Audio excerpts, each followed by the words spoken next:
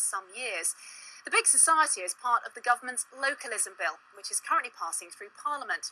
In this region, though, the localism agenda is coming under increasing scrutiny in two areas over controversial plans to get rid of our waste. Emma Ball reports from Northamptonshire, where campaigners are bringing a legal challenge against the Secretary of State's decision to allow nuclear waste to be stored at a village landfill site. It's not a tale of two cities, but more of two kings, Kings Lynn and Kings Cliffe, both challenging the government's localism bill. One area faces nuclear waste, the other an incinerator, but both want their voices heard. The people here have protested against it, and I think they should listen. Something like over 90% were opposed. Shouldn't they take notice of that? People have spoken and they should be listened to. Last month, Eric Pickles ruled that nuclear waste could be stored in Northamptonshire, angering one of his own MPs. I'm incredibly disappointed, and I think it flies in the face of everything the government's been saying about localism.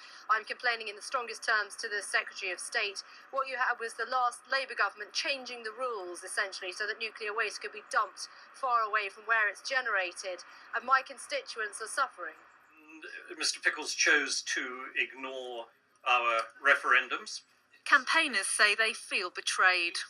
I think there was a fair degree of cynicism about politicians in general. What they say and what they do don't meet.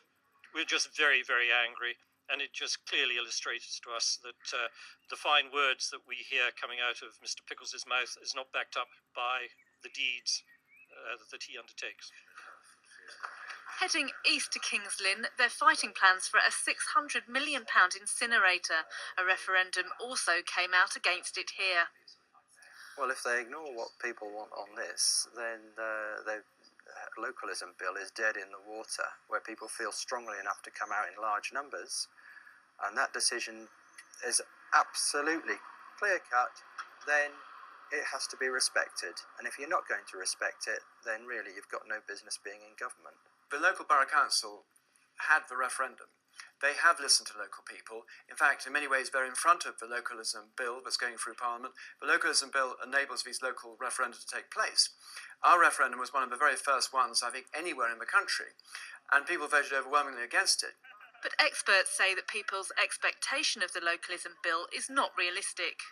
I think the flaw is that perhaps ministers have given a greater impression that the localism bill will allow everybody to get everything they want than is ever going to be or ever was going to be the case.